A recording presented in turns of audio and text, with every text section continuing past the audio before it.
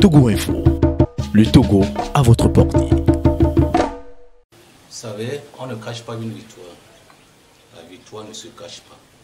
Que ce soit sur le plan scolaire, que ce soit sur le plan universitaire, académique ou électoral, une victoire ne se cache pas.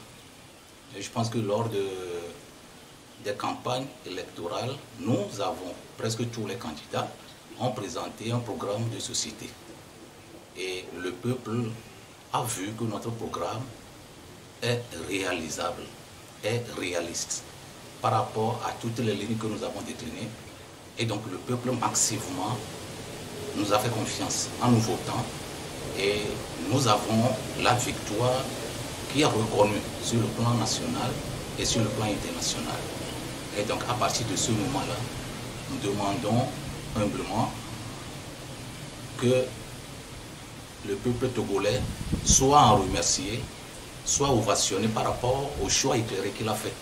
Et donc la communauté internationale fait des pressions par rapport sur le pouvoir de libérer le plancher.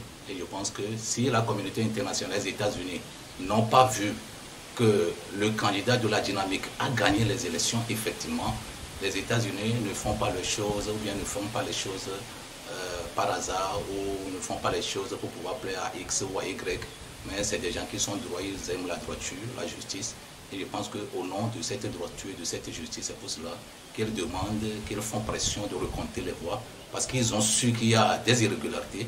Mais comment vous pouvez expliquer que dans un bureau de vote, il y a 1800 votants, alors que la loi dit que maximum c'est 500 dans un bureau de vote. Et on voit que 1800 votent dans un bureau de vote, il y a 1800 qui ont voté.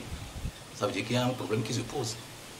On n'a pas besoin de faire de grandes études pour pouvoir. C'est un petit exemple que j'ai relevé par rapport au nombre de votants dans un bureau de vote. Et donc, nous sommes confiants que la victoire est au peuple. Ce n'est pas la victoire d'Agboyome, ce n'est pas la victoire de Monseigneur, ce n'est pas la victoire de Madame Djamagbo, ce n'est pas la victoire de quelqu'un d'autre, la victoire de tout un peuple.